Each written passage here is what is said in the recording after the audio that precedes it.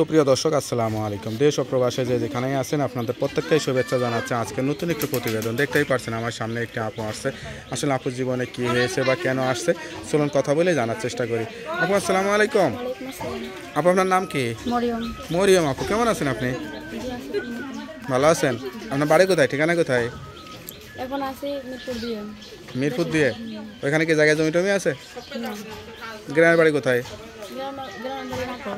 পরিবারে কে কে আছে? মা আছে, ছোট ভাই আছে। বাবা নাই? না, আপনি কি করেন? আমি বাসা বাড়ি কাজ করি। এখন কি বাসা বাড়ি কাজ করার বয়স? এখন স্কুল কলেজে থাকবেন, এখন বাসা বাড়িতে কাজ করতে হয়। কি করবো, বাবা নেই, এর জন্য কাজ করে সংসার চালাইতে হয়। তো পর্দা অবস্থায় প্রতিবেদনে আসছেন, কি বাসা বাড়িতে পর্দা করেই কাজ করেন? কি কাজ করেন? আমি রান্না বান্না এগুলো কাজ করি। এই অবস্থায় রান্না বান্না করা যায়? চেষ্টা করলে করা যায়। চেষ্টা করলেই পারা যায়, তাই না? তা কি আশা নিয়ে আসছেন প্রতিবেদনে? আসলে এটা মনের মতো মানুষ চাই যে পাশে থাকবে, কিছু হেল্প সহযোগিতা করবে, বিয়ে শাদী করবে, এর জন্য। হেল্প সহযোগিতাও লাগবে, বিয়ে সাথেও লাগবে।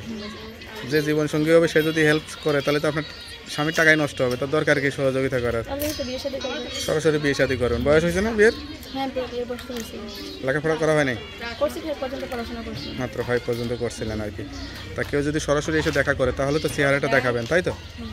কোনো প্রেম ভালোবাসাটা হয় নাই? যা বলতেছেন সত্যি বলতেছেন? হ্যাঁ, সত্যি বলতেছি। কিরকম মানুষ হলে বিয়ে করবেন? সে আমাকে 2 ডাল ভাত খেয়ে রাখতে পারলেই হবে, সে যেমনই হোক না কেন, সমস্যা নেই। এখন বলতেছেন ডাইল ভাতের কথা, বিয়ের পরে তো আর খাইবেন না তখন। এটা সবসময়ের জন্য। কাজ করার বয়স, এখন স্কুল কলেজে থাকবেন, এখন বাসা বাড়িতে কাজ করতে হয়। কি করবো, বাবা নেই, এর জন্য কাজ করে সংসার চালাইতে হয়।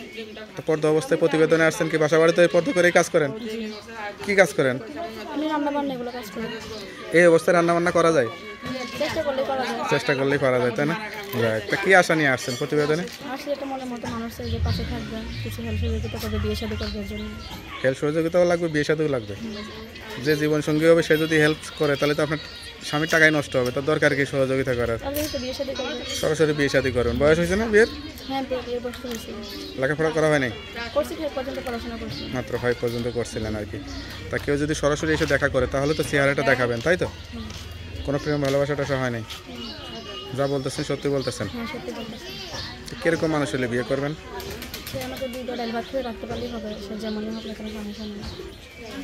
এখন বলতেছেন ডাইল ভাতের কথা, বিয়ের পরে তো আর খাইবেন না তখন। এটা সবসময়ের জন্য।